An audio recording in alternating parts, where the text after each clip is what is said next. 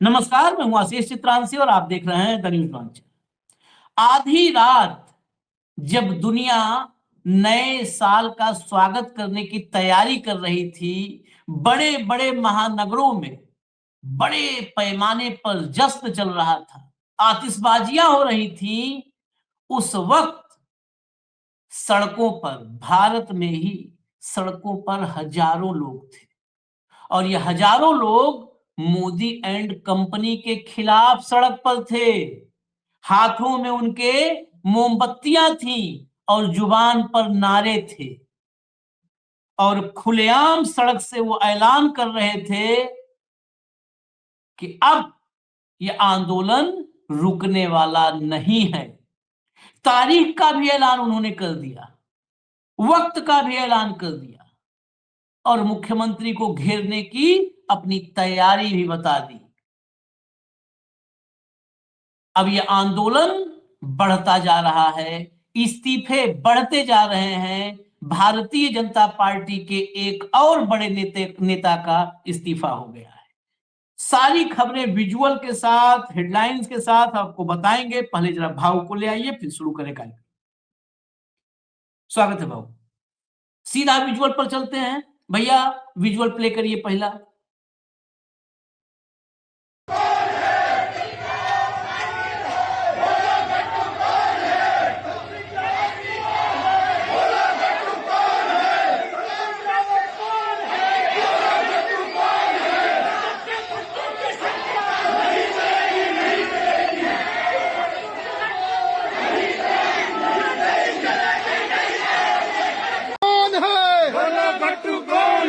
पुष्करधामी कौन है? बोलो गट्टू कौन है? अंकिता हम शर्मिंदा है, तेरे कातिल जिंदा है, अंकिता हम शर्मिंदा है। तेरे कातिल जिंदा है। आज दो अभी दो, अंकिता को न्याय दो, आज दो अभी दो। अंकिता को न्याय दो। गट्टू फट्टू की सरकार नहीं चलेगी, नहीं चलेगी, नहीं चलेगी, नहीं चलेगी, नहीं चलेगी, नहीं चलेगी, गट्टू फट्टू की सरकार नहीं चलेगी, नहीं चलेगी। आज तेरे कातिल जिंदा है, अंकिता हम शर्मिंदा है, तेरे कातिल जिंदा है। आज दो। ये विजुअल देखिए, पुष्कर धामी मौन है, बोलो गट्टू कौन है। ये उत्तराखंड में आधी रात हो रहा था देवभूमि में। एक और विजुअल चलाइए जरा, एक और विजुअल।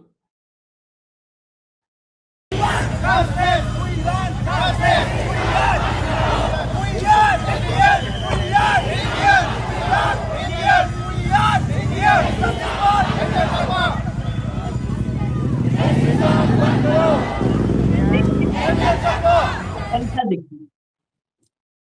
हाँ, ऑडियो रहने दो, संख्या देखिए, ऑडियो रहने दो थोड़ा। और यहाँ पर We want justice. We are Indians.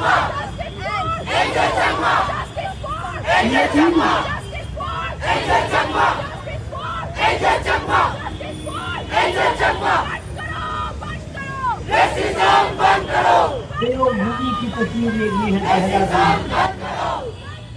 सैकड़ों की संख्या में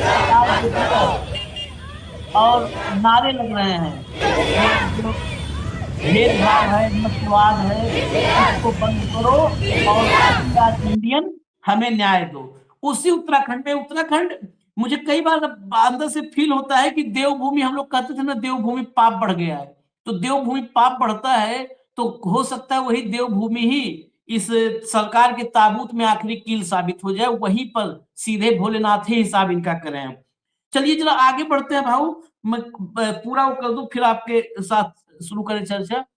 पहाड़ स्वाभिमान सेना आप सभी साथियों को नववर्ष की मंगल कामनाओं के साथ राज्य की बेटी अंकिता भंडारी हत्याकांड में शामिल तमाम आरोपियों को जेल पहुंचने तथा जेल पहुंचने तक न्याय के लिए संघर्ष जारी रखने का संकल्प भी लेते हैं और आपसे भी अपने राज्य की बेटियों के सुरक्षित भविष्य के लिए इस संघर्ष में आपके सहयोग की अपील करते हैं। जब पोस्टर्स लाइए, ये कल ही ऐलान हो गया, पोस्टर्स लाइए एक एक करके। समानांतर दो चीजें चल रही हैं, फुल दिखा दिया कीजिए, इतना गैप ना हो, फुल दिखा दीजिए अगर टाइम लगता है। वीआईपी से यारी है, उत्तराखंड से गद्दारी है। वीआईपी से यारी है, उत्तराखंड से गद्दारी है। 4 जून 2026 देहरादून चलो, मुख्यमंत्री आवास कूच, सुबह 11 बजे दून क्लब के सामने परेड ग्राउंड। निवेदक सभी जन पक्षधर सामाजिक एवं राजनीतिक संगठन। यहां कहीं पर नहीं लिखा है कि ये कांग्रेस का अभियान है, सभी सामाजिक और राजनीतिक संगठन इसमें शामिल है, मतलब संपूर्ण प्रदेश इसमें शामिल है।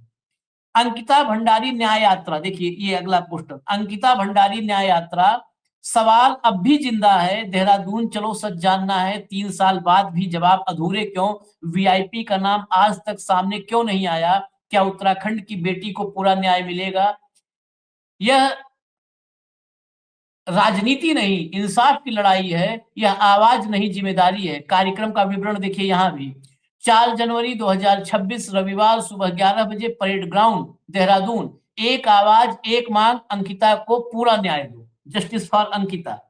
चलिए नेक्स्ट अगला पोस्टर लाइए।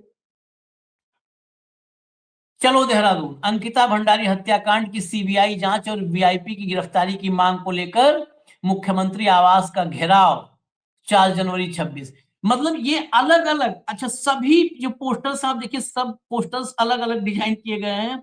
मतलब जो जो सामाजिक राजनीतिक संगठन है, कोई यहाँ पर क्रेडिट लेने की होड़ नहीं है। आंदोलन तभी बड़ा बनता है जहां पर क्रेडिट लेने वाला ना हो। यहाँ कहीं कोई क्रेडिट लेने वाला नहीं है कि ये गणेश गोदियाल हैं, हम राहुल गांधी के लोग हैं, कोई नहीं। नीचे निवेदक में सभी सामाजिक और राजनीतिक संगठन जितने हैं सब है शामिल इसमें। दूसरा विजुअल जो था वो एंजल चकमा को न्याय दिलाने के लिए देहरादून में बड़ी संख्या में सड़कों पर लोग उतरे हैं। वो भी जब नए साल का जश्न मनाने की तैयारी हो रही थी तो प्रदर्शन कर रहे थे। अब देखिए भाजपा के भीतर स्थिति कितनी डमाडोल हुई है, भाजपा के भीतर भाव। जब हेडलाइन लाइए भैया, नए साल पर बीजेपी को झटका, भगत राम कोठारी का इस्तीफा अंकिता भंडारी केस से लिंक। चलिए नीचे खबर लाइए, खबर लाइए। 9 वर्ष के पहले ही दिन भारतीय जनता पार्टी को बड़ा राजनीतिक झटका लगा है। भाजपा के वरिष्ठ नेता पूर्व राज्य मंत्री एवं समाज सेवी भगत राम कोठारी ने पार्टी से इस्तीफा दे दिया है। ये पार्टी छोड़ रहे हैं लोग। उनके इस्तीफे का मुख्य कारण अंकिता भंडारी हत्याकांड बताया जा रहा है। भगत राम कोठारी लंबे समय से जनहित के मुद्दों को लेकर सक्रिय रहे हैं और अंकिता हत्याकांड में न्याय की मांग को लेकर लगातार आवाज उठाते रहे। उन्होंने कहा यह मामला आज भी उत्तराखंड की राजनीति को झकझोर रहा है, लेकिन सरकार और पार्टी स्तर पर अपेक्षित संवेदनशीलता और ठोस कार्रवाई नहीं दिखी है। चलिए हटा दीजिए इस्तीफे, कल भी हमने इस्तीफा दिखाया था, आज भी इस्तीफा दिखाया। भाऊ क्या वाकई मतलब ये देवभूमि से ही हिसाब किताब इनका होना लिखा है क्या? क्योंकि ये अब कई बार लगता है कि सिक्स सेंस बोलता है कि कुछ तो चल रहा है जो रुक नहीं पाएगा, अब रोक नहीं पाएंगे।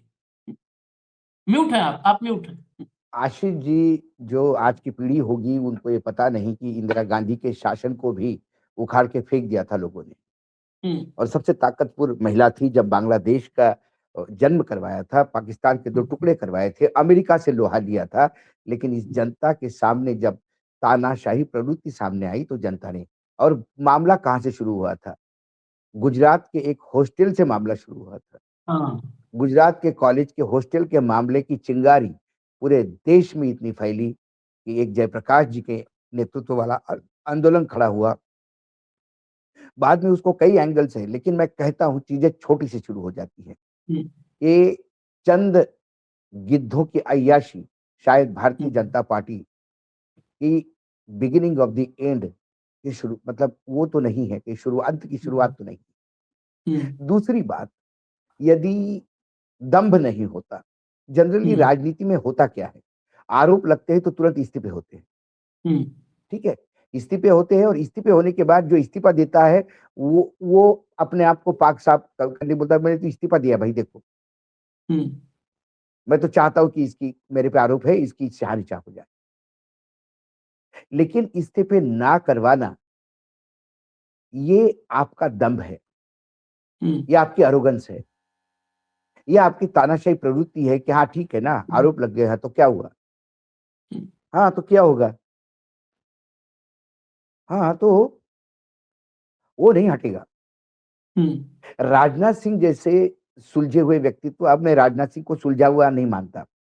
पहले मुझे लगता था कि राजनाथ सिंह एक प्रोफेसर है, पढ़े लिखे हैं और कम से कम थोड़ी सी, बाकी तो उनकी राजनीति के कई काले पन्ने हैं, अध्याय जुड़े हुए, लेकिन मुझे लग रहा था कम से कम पब्लिक बिहेवियर में एक सोबर चेहरा है, एक समझा बुझा।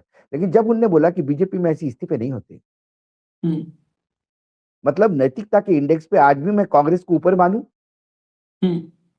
वहां छोटे छोटे बातों पे इस्तीफे हुए, हाँ, मुख्यमंत्रियों की इस्तीफे हुए, मंत्रियों की इस्तीफे हुए, मंत्री जेल में गए, गृह मंत्री शिवराज पाटिल नहीं रहे, अब नहीं महाराष्ट्र से रहे, ही हैं, अब उनका नहीं रहे इस्तीफा शिवराज हुआ, पाटिल दुनिया में, इस्तीफा हुआ उनका। मंत्री जेल में रहे, हाँ, डी राजा मंत्री था, जेल था, और किस आरोप में, जो आरोप कभी सिद्ध ही नहीं हुए। लेकिन आरोप है, आप सार्वजनिक जीवन में हो तो आपको साफ सुथरा, मात्र राम का नाम लेके, मैं तो कहता हूं आशीष जी इनको अब बैन ही लगाना चाहिए। वाकई यदि राम को चाहने वाले लोग होंगे, राम के प्रति आदर और आस्था रखने वाले लोग होंगे, इन्होंने इन लोगों को राम का नाम लेने से परहेज कर देना चाहिए कि आप राम का नाम नहीं लोगे, आप लाज हित जनहित सच्चे कुछ तो पालोगे राम जी का। इसलिए राम जी की मूर्ति चाहिए आपको, राम जी का सोच बिल्कुल नहीं चाहिए, राम जी किस लिए राम भगवान बने वो कुछ नहीं चाहिए आपको।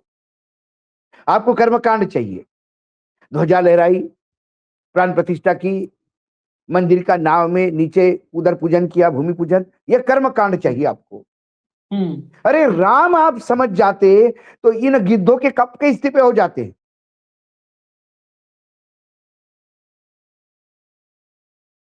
आज पूरा उत्तराखंड की जनता रास्ते पे है, यह राजनीतिक आंदोलन नहीं है, और उत्तराखंड में राजनीति करने वाले बाकी विपक्ष के लोग भी जानते हैं कि इसमें राजनीति लाने का प्रयास करेंगे तो लोग जूते मारेंगे उनको। हाँ, ये जन आंदोलन हो चुका है। कल जब आपने एक वीडियो दिखाया था, मैं कल के डिस्कशन से मैं आपको याद दिलाऊं कि एक कम्युनिटी हॉल टाइप जगह थी जहां बुजुर्ग और सब लोग वहां वो वीर रस की गाथा सुना के तैयार कर रहे थे आंदोलन के लिए। ये राजनीतिक लोग नहीं है, ये वो उत्तराखंड के देवभूमि के लोग हैं जो देवभूमि को देवभूमि ही देखना चाहते, दानवों की भूमि नहीं देखना चाहते। एक समय था आशीष जी, दिल्ली को व्यभिचार की कैपिटल कहा जाता था। किसी दोस्त की बेटी दिल्ली किसी एग्जाम के लिए आती थी तो वो दिन में 4 बार फोन करते थे, एयरपोर्ट पे पहुंच गए हो ना भाऊ, एयरपोर्ट पे पहुंच गए हो ना, देखो बेटी बाहर आते से उसका तुरंत गाड़ी में बिठा लेना। माँ बेटी को बात करते करते, देखो एयरपोर्ट के बाहर निकलना नहीं, अंकल ने हाथ दिखाया, हाँ अंकल का हाथ दिखाए बगैर निकलना नहीं, ये स्थिति हो गई थी। क्या उस उत्तराखंड की देवभूमि की स्थिति करोगे?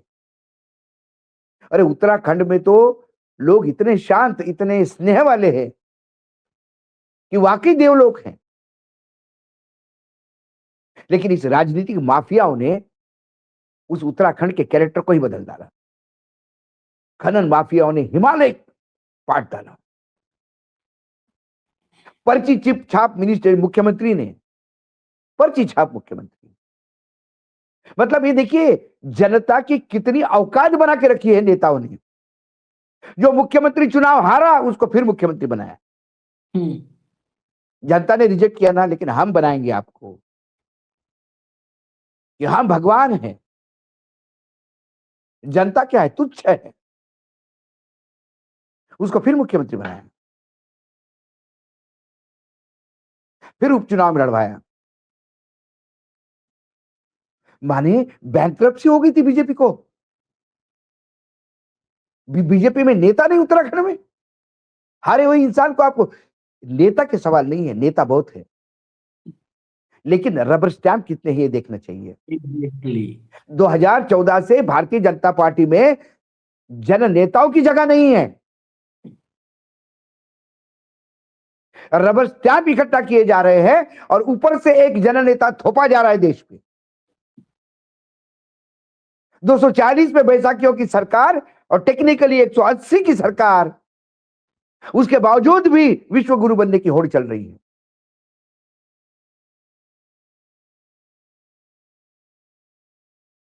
कलेक्टिव लीडरशिप थी, सामूहिक नेतृत्व की बात करता था बीजेपी।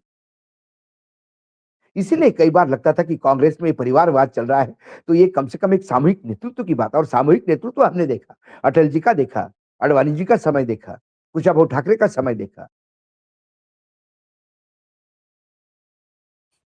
कि पूरी अब तो सरकार में एक महामंत्री उठ के नेशनल एग्जीक्यूटिव में सरकार को पूरी पोस्टमार्टम कर सकती थी। और नागपुर के नेशनल एग्जीक्यूटिव में सुषमा स्वराज जी ने पूरी सरकार की गाथा सुना दी। प्रधानमंत्री और सारे गृह मंत्री सब सामने बैठे हुए। आज सिर्फ खड़े हो जाते बोलने के लिए कि मोदी चालीसा। एक समय था राजीव गांधी के समय लोग हंसते थे, दूरदर्शन की खबर बोले राजीव गांधी से शुरू होती है और राजीव गांधी से अंत होती है। यहां तो पूरी पार्टी ही मोदी जी से शुरू होती है और मोदी जी से अंत होता है। किसी भी मंत्रालय का देखो तो आदरणीय मोदी जी के नेतृत्व में। तो तू क्या ताली बजाने के लिए बैठे हो वहां पे? राजीव गांधी का तो कुछ कृतित्व तो था, इनका क्या है? उनका तो कुछ कृतित्व था, उन्होंने देश को बहुत कुछ दे दिया। इन्होंने क्या दिया बता तो दे। मैं आपको बताऊं, धनौल्टी में 2 दिन रुका एक बार। धनौल्टी में यही जो आपने कहा व्यभिचार, वहां पर बिल्कुल लोकल वहां के पहाड़ के लोग थे। तो 2 दिन तक 3 दिन तक था, तो बातचीत होती थी। तो कहे वहां के बुजुर्ग बुजुर्ग टाइप के लोग भी कहे ये जो है हमारा देहरादून तक गंदा होता जा रहा है, देहरादून तक गंदगी पहुंच गई है। लेकिन अभी भी देहरादून के ऊपर गंदगी नहीं आई है देहरादून तक, क्योंकि देहरादून तक मैदान वाले लोग आकर के अपनी जगह बना लिए, लेकिन उसके ऊपर अभी गंदगी नहीं पहुंची है। हमारे यहाँ तो कभी भी कोई बेटी बहन कोई मतलब सोच ही नहीं सकता कि किसी के साथ दुराचार व्यभिचार होगा। वहां पर दुराचार व्यभिचार और हत्या पर आज की तारीख में प्रदर्शन हो रहा है। मैं आपको एक खबर दिखाता हूँ, एक खबर और भी, ये थोड़ा संज्ञान में आना जरूरी है। लाओ भैया, एक पोस्ट दिया है मैंने, लाओ जरा उसको दिखाओ। ये देखिएगा भाव, अंकिता भंडारी हत्याकांड की आवाज उठाने वाली एक ऑडियो वायरल करने वाली, जिसमें एक वीआईपी का नाम सामने आया, 4 दिनों से लापता है।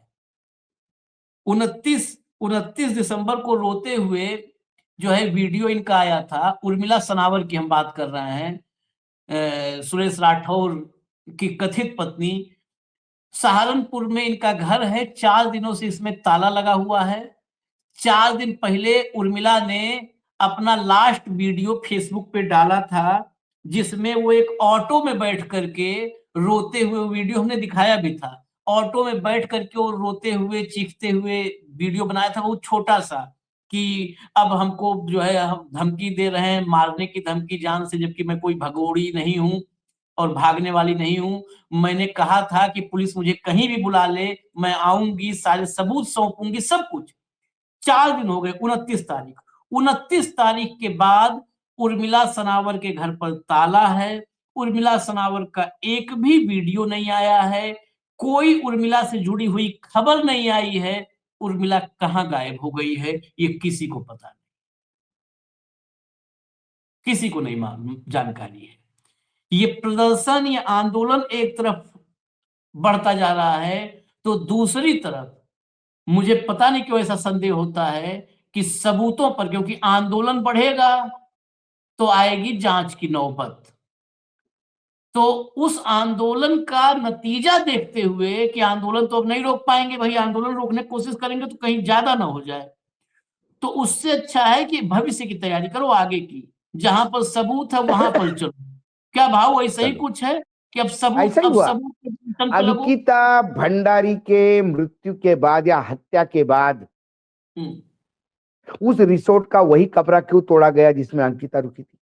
हम्म, अंकिता के साथ हादसा हुआ, हम्म, क्यों वहां के गद्दे जलाए गए थे? इसका कोई जवाब? अंकिता के पोस्टमार्टम में महिला डॉक्टर क्यों नहीं थी? कोई जवाब? हम्म, अंकिता की हत्या की बात मानी जाती है, लेकिन अंकिता के साथ व्यभिचार हुआ, यह बात क्यों दबाई गई? हम्म। कोई लोग थे उसमें।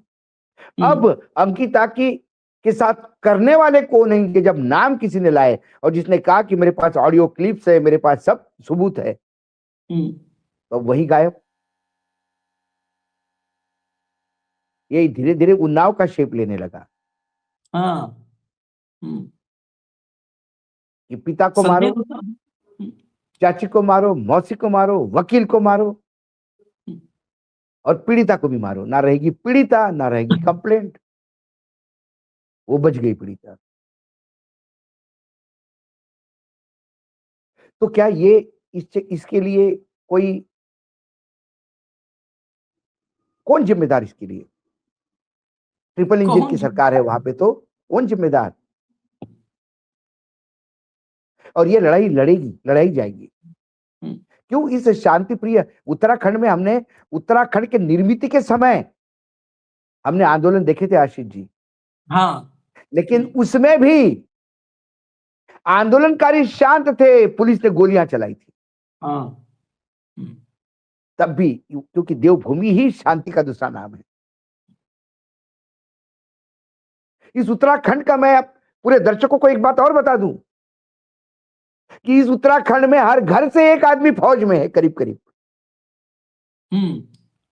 हर घर से एक आदमी फौज में है, देश की सुरक्षा में। वो देश की सुरक्षा कर रहा है अपने सीना दुश्मनों के गोलियों के सामने रख के।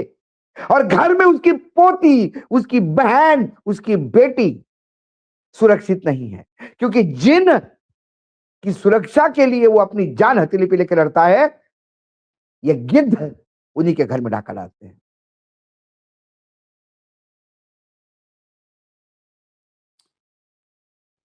मतलब जब सोचते हैं तो रोंगटे खड़े हो जाते हैं। और देखिए, कोई केंद्रीय नीति बोलने को तैयार नहीं है अंकिता भंडारी पे। कोई स्पोक्स पर्सन के गले में से आवाज निकल नहीं रही है। ये वो भाजपाई लोग हैं जो इस्तीफा दे रहे हैं, जो उस भाजपा को बिलोंग करते हैं जिसका चाल और चरित्र और चेहरा हुआ करता था। विद्रूप चेहरे के साथ कब तक रहेंगे? चरित्रहीनों को कब तक झेलेंगे? और ये चाले, इसलिए तो शकुनी को भी मात दी थी। क्या चाणक्य चाणक्य की बात करते हम? ये तो शकुनी दिख रहे मुझे।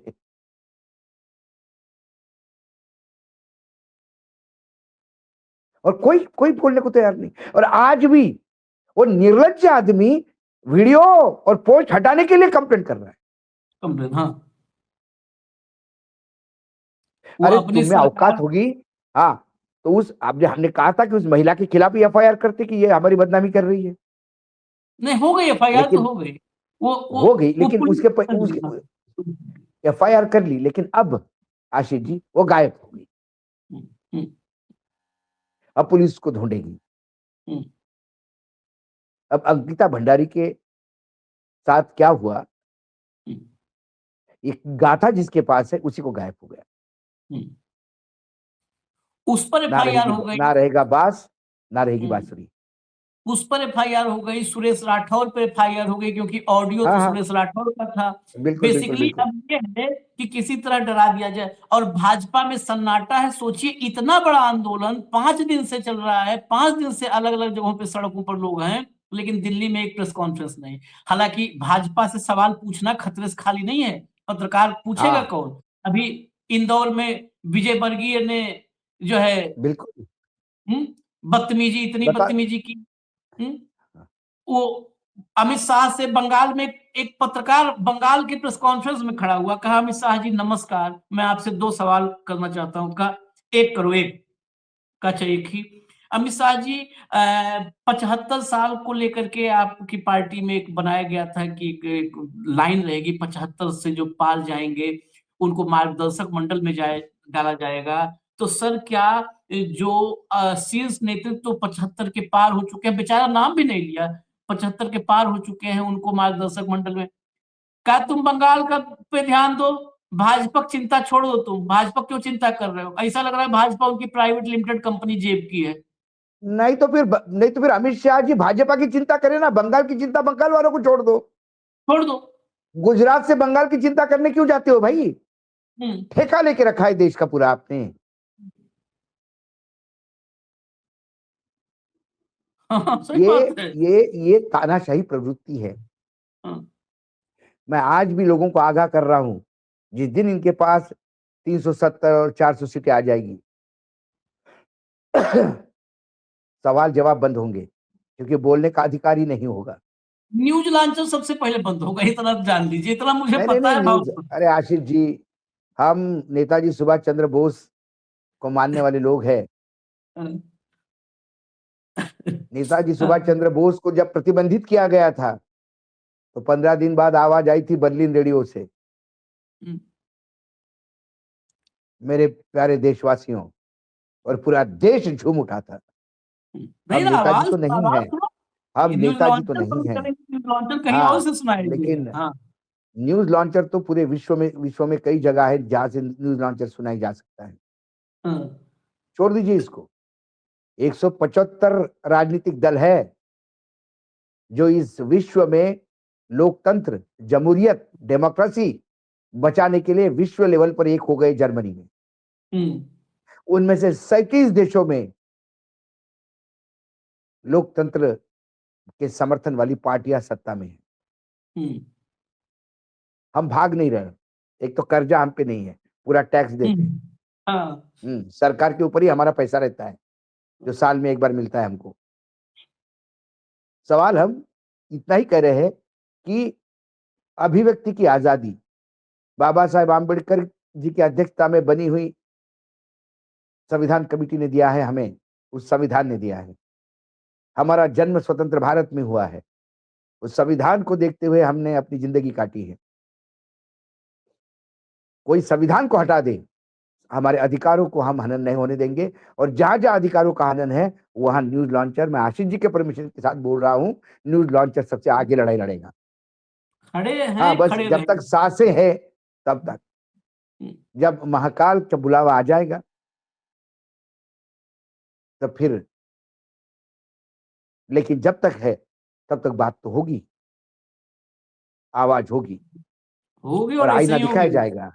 ऐसे ऐसे ही होगी, होगी, बिना डरे, बिना क्योंकि रुके, बिना हम किसी के झुके। खिलाफ, कोई लाइन नहीं चलाते।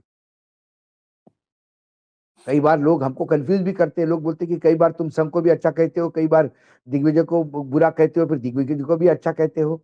हमने बोला हम तो राम को मानने वाले हैं। राम ने रावण को गलत भी कहा था और राम ने रावण को सही भी कहा था। लक्ष्मण को बोला था जाके जरा राजपाट सीख ले जरा उनसे, बहुत ज्ञाता है जो जा रहा है देश पृथ्वी लोक से। ऐसा होगा नहीं पैदा फिर। हम तो अच्छा देखने वाले लोग हैं, और हमारा जो चश्मा है वो संविधान का है। संविधान ने जो अधिकार दिए उसी के तहत। इसीलिए उत्तराखंड की ये जो अंकिता की जो लड़ाई है, ये लड़ाई अब कमजोर नहीं पड़ेगी। नॉर्थ ईस्ट नहीं, की लड़ाई अब कमजोर नहीं पड़ेगी। नॉर्थ ईस्ट, कमजोर नहीं पड़ेगी। उत्तरी पूर्व क्षेत्र हमारा अपना है, भाई है हमारे। मैं और लड़ाई आशीष दोनों कमजोर। साथ में बैठते हैं। हम अलग अलग दिखने में अलग अलग दिखते हैं। ये उत्तर प्रदेश के पूर्वांचल से है, मैं महाराष्ट्र के विदर्भ से हूं। हम दोनों के घर के डिस्टेंस में करीब करीब 2000 किलोमीटर का डिस्टेंस है। तो हम अलग हो गए? हम भाई हैं। हम दिखने में एक नहीं हो सकते। हमारे प्रोनाउंसिएशन में, हिंदी में मेरा हिंदी मराठी में हो सकता है, इनका हिंदी भोजपुरी में हो सकता है। हम अंग्रेजी अच्छा, बहुत ऑक्सफोर्ड वाली अंग्रेजी नहीं बोल सकते, पढ़ सकते। हमारा प्रोनाउंसिएशन वहां गड़बड़ा जा सकता है, लेकिन इससे हमको भारतीय होने से कोई नहीं रोक सकता। नॉर्थ ईस्ट के लोगों को आप भारतीय नहीं मानोगे। ये सब प्रॉपर्टी डीलर हो गए आशीष जी। इनको कश्मीरी नहीं चाहिए, इनको सिर्फ कश्मीर की जमीन चाहिए। इनको नॉर्थ ईस्ट की जमीन चाहिए, भूभाग चाहिए इनको। ये सब रियल एस्टेट वाले हो गए। इन्हें उस पर बैठने वाले लोग नहीं चाहिए। और लोग चाहिए होते तो मणिपुर 2 साल तक जलता नहीं होता। मेरा देश का प्रधानमंत्री अपने माथे पे एक जख्म लेके ढोकला नहीं खा रहा होता। सबसे पहले पहुंचता कि मैं आया हूं आपके बीच में, कैसी लड़ाई होती है। अरे उसी गुजरात से महात्मा गांधी आए थे, कलकत्ता में दंगे हो गए। वो 40-45 किलो का अधनंगा फकीर हाथ में डंडा लिए, वृद्ध अवस्था में, दिल्ली नहीं बैठा, बंगाल गया दंगाइयों के बीच में। पटेल कहते रहे कि बापू वहां जान को खतरा हो सकता है। बोला चलेगा, अपनों के बीच में ही अच्छा काम करते करते ही भी चला गया तो ठीक है, और दंगे रुकवाने का काम किया। उसी गुजरात से आप आते हैं, 2 साल से दंगे हो गए, आप गए नहीं। क्या गांधी और कहें? गोडसे, भाव गांधी और गोडसे का फर्क बिल्कुल साफ है। नहीं देश नहीं, में हम भी तो जन्मभूमि, नहीं नहीं, हम तो उस गुजरात को लेके बोल रहे हैं आशीष।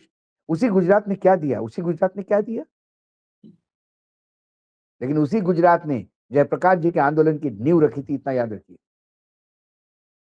देवभूमि के साथ आपने भौगोलिक तो अत्याचार कर ही दिया, जितना उसका संसाधन है उसका इतना ज्यादा शोषण हो गया कि आए दिन वहां पे बादल फटते हैं, लैंडस्लाइड होती है। ये सब प्रकृति के खिलाफ किया हुआ आपका काम है। अब चलिए देवभूमि अभी के तो लोग भी उतरे हैं। अंकिता अभी भंडारी इशू नहीं है आशीष जी, ये इन लोगों का सोच है कि ये कुछ भी कर सकते हैं और छूट सकते हैं। लड़ाई उसकी है। अंकिता नहीं, अब एक सिंबल बन चुकी है। सरहद पर लड़ने वाले अंकिता भंडारी उत्तराखंडी, इस देश के हर बेटी का नाम अंकिता भंडारी है, हर बहन का सरहद नाम अंकिता पर भंडारी है। उत्तराखंडी इस बार अपनी सरकार में बैठे ऐसे लोगों को जो व्यभिचारियों को प्रश्रय देते हैं, उनसे भी लड़ाई ठान चुके हैं। जब आधी रात सड़कों में, इस सर्दी में, जश्न के बीच आधी रात सड़कों पर हैं, तो ये आप समझ लीजिए कि इस बार आर पार।